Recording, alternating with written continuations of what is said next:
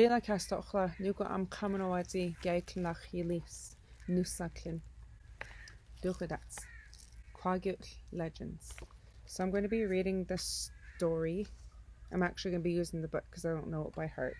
I know some parts of the story, but like I said yesterday, it's really important to stop what you're doing, look at a person when they're speaking to you, because when our elders are speaking to us, they really only tell you one time, so you have to listen that first time. They won't tell you again. So that's something I learned over the years. So if you have your cell phone, put it down. If you have your computer open, put it down. If you have a book or whatever you're doing, trying to watch TV, stop doing it and look at your elder. And it's actually really important and respectful to do that to anyone who's speaking to you. I'm going to be going back and forth between the book to you because I don't know this story by heart yet. So in the olden days, slavery was really common, said Mr. Wallace. There was more slave taking than killing between the tribes that lived not too far from each other. Slaves were desirable not only for helping with the work, but also for bartering and trade. Sometimes a child slave would be given away at a potlatch and was considered very valuable. I think that they were well treated. I remember meeting 3 slaves when I was young.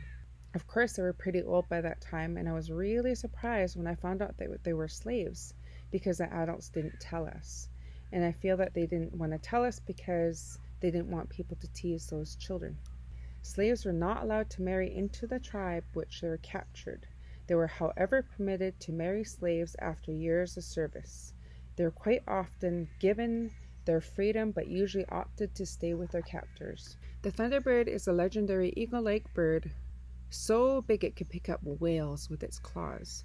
It was told by the ancestors of the people, "You will know I'm around when you hear the thunder.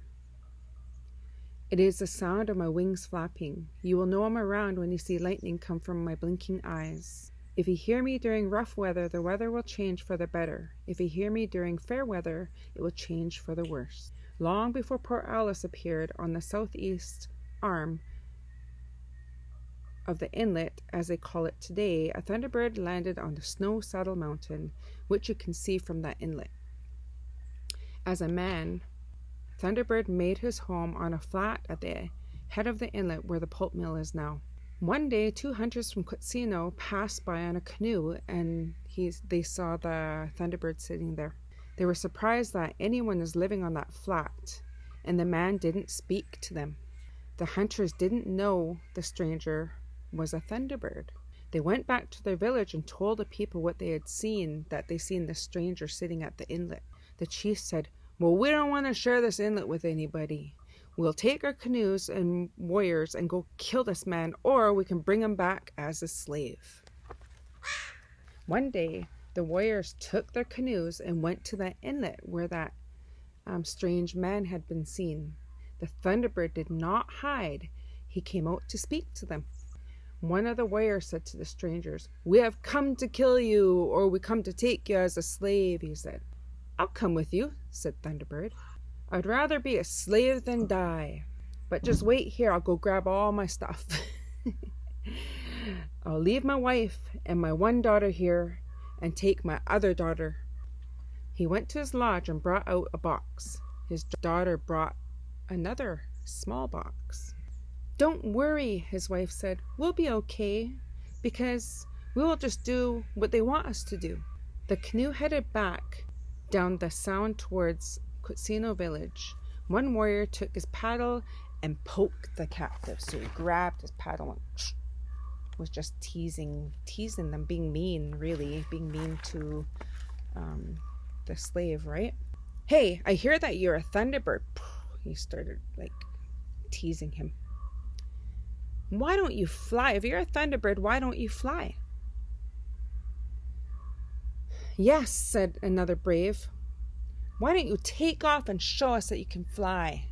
And you're just a normal person like us. You're not a Thunderbird." The Thunderbird didn't answer, didn't let it bother him.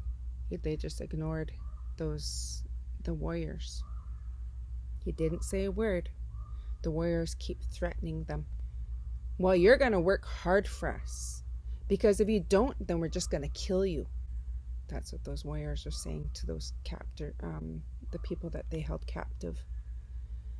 But then Thunderbird answered quietly, "Oh, I'll work hard for you, and so will my daughter. My daughter will help you."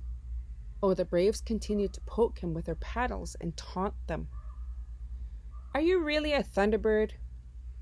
"You're not a Thunderbird, you're just a man." "If you're really a Thunderbird, you'd show us that you could fly, and you don't even have any wings." The Thunderbird again just ignored him. But he asked, "Hey, how far from the village are we? Where's the village?"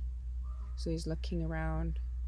So the warrior said, "Hey, are you ready to work really hard for us when you get there? You guys are going to be working really hard for us." "Yeah, we'll work really hard for you," said the Thunderbird. "My daughter will do the lighter chores and I can do the heavier ones. Just tell me when we're almost at the village." One of the warriors said, "Hey, we're coming around the bend here. The village is just around the corner there." Thunderbird said, "Hey, can you pass me that box over there?" So what he did was he took the big box, placed it down, and he pulled out a blanket, this big giant blanket. He took the other box and passed it to his daughter. "Here," he said, "you wear this when you're a slave," he said to his daughter. He took the second blanket from the box and put it around her shoulders.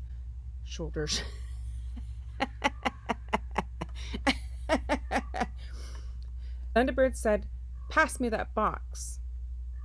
He took the blanket from the box and gave it to his daughter. He took the second blanket from the box and put it around her shoulders. "You might as well wear this one too," he said, "and it will keep you warm from when you're working outside." He asked the three warriors to pass the bigger box and he had brought, and they handed it to him.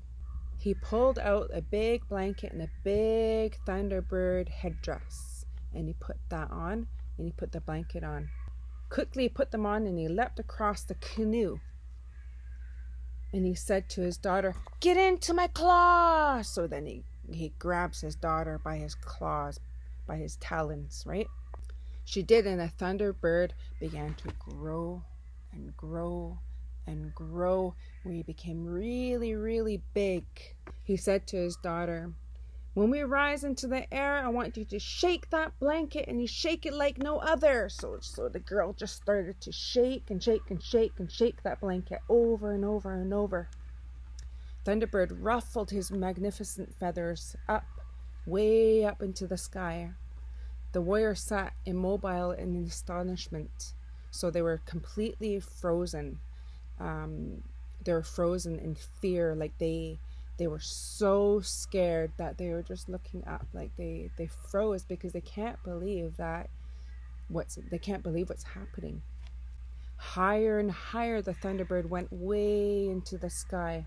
He rose so high that you couldn't even see the sun anymore, and the sky was covered with the Thunderbird's body.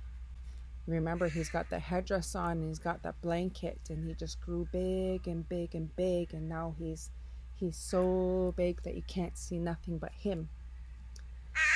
His mighty wings began to flap and crash down, and it made it, every time he'd go like this, it would make a terrible sound like the thunder, and the wind from them rough.